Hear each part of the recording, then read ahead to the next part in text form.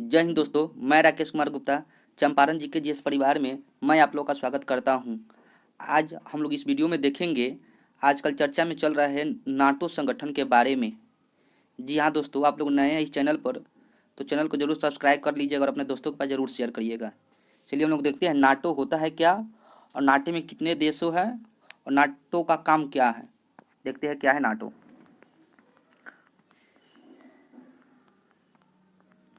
NATO में 30 देश है। 30 देशों का फ्लैग जो है वो अलग अलग तरह का है। देखिए, फर्स्ट है, सेकेंड है, थर्ड है, फोर्थ है, 5, 6, 7, 8, 9, 10, 11, 12।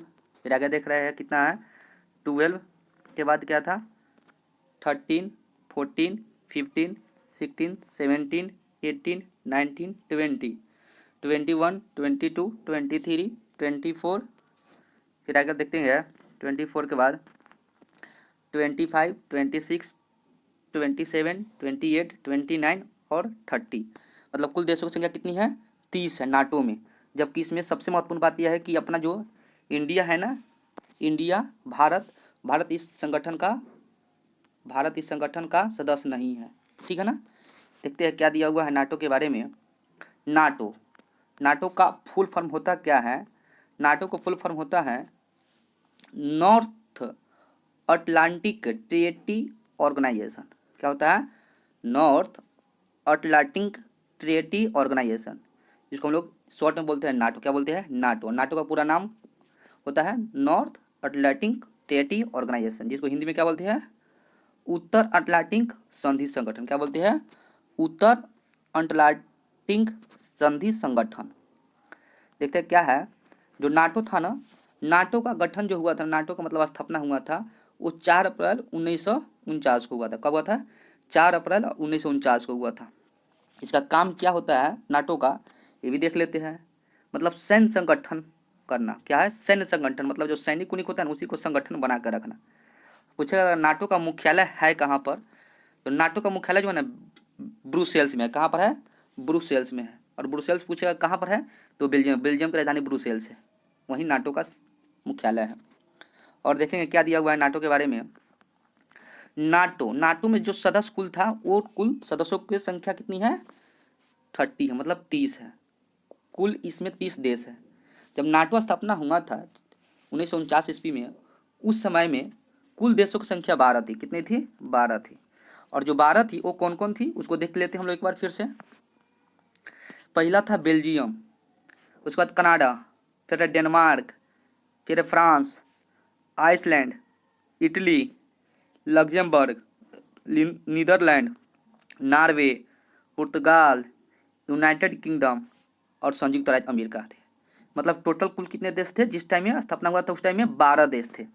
फिर आगे क्या हुआ नाटो का, नाटो में 1952 ईस्वी में 2 देश उसमें जुड़ गए। पहला देश था यूनान और दूसरा देश था तुर्की। मतलब 2 देश 1952 ईस्वी में जुड़ गए, किस संगठन से, नाटो से। फिर क्या हुआ, आगे 1955 ईस्वी में नाटो से ही फिर जर्मनी ने जुड़ गए। कब जुड़े थे, 1955 ईस्वी में। कब जुड़े थे, 1955 ईस्वी में जर्मनी ने नाटो संगठन से जुड़ गया। फिर आगे चलकर 1982 ईस्वी में स्पेन देश नाटो संगठन से जुड़ गए। किससे जुड़ गए, नाटो से, 1982 ईस्वी में। कब, अगर पूछेगा स्पेन कब जुड़ गया नाटो संगठन से, तो 1982 ईस्वी में जुड़ गए थे। फिर क्या हुआ, आगे चलकर 1999 ईस्वी में 1999 ईस्वी में 2 देश जुड़ गया, जिसका एक देश का नाम था चेक रिपब्लिक। क्या था, चेक रिपब्लिक। और दूसरा देश था हंगरी और तीसरा देश था पोलैंड। मतलब 3 देश इसमें जुड़ गया था 1999 ईस्वी में। ठीक है ना।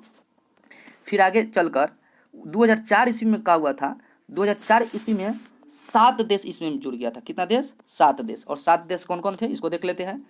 बुल्गारिया थे, एस्तोनिया थे, लातविया थे, लिथुआनिया है, रोमानिया है, स्लोवाकिया है और स्लोवेनिया है।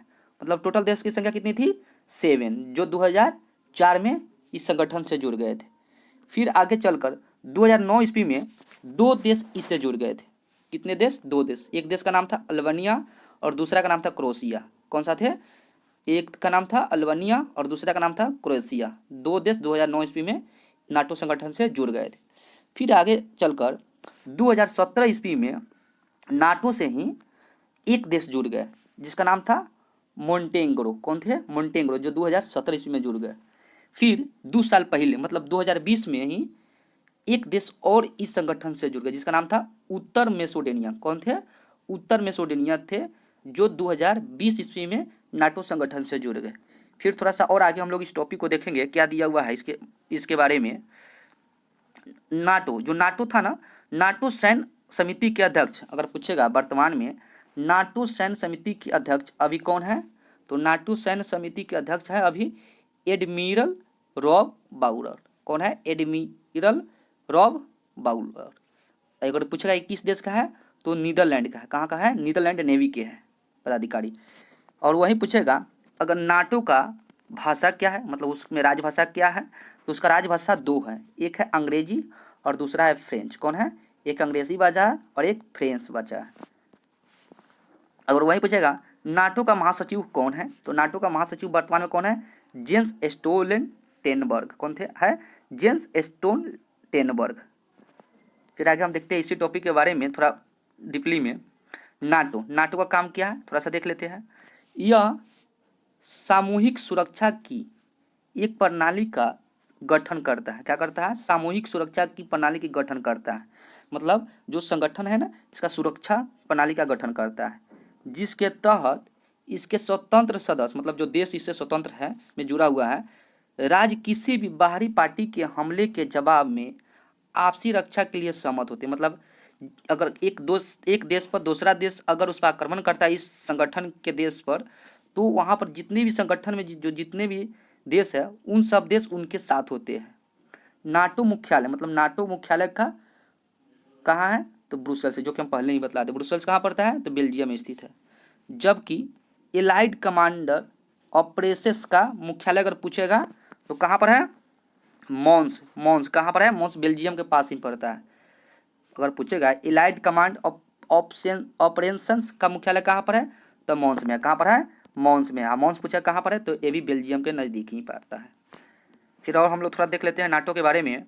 नाटो का इसी तरह का प्रतीक है, ठीक है ना। नाटो की संरचना 4 अंगों से मिलकर बना है। कितनी अंगों से? नाटो की संरचना 4 अंगों से मिलकर बनी है। कितने अंगों से? कोई पूछेगा अगर नाटो की संरचना कितने अंगों से मिलकर बनी है, तो 4 अंगों से मिलकर बनी है। और वो 4 अंग कौन कौन है इसको देख लेते हैं एक बार ध्यान से। पहला है परिषद। क्या है? परिषद।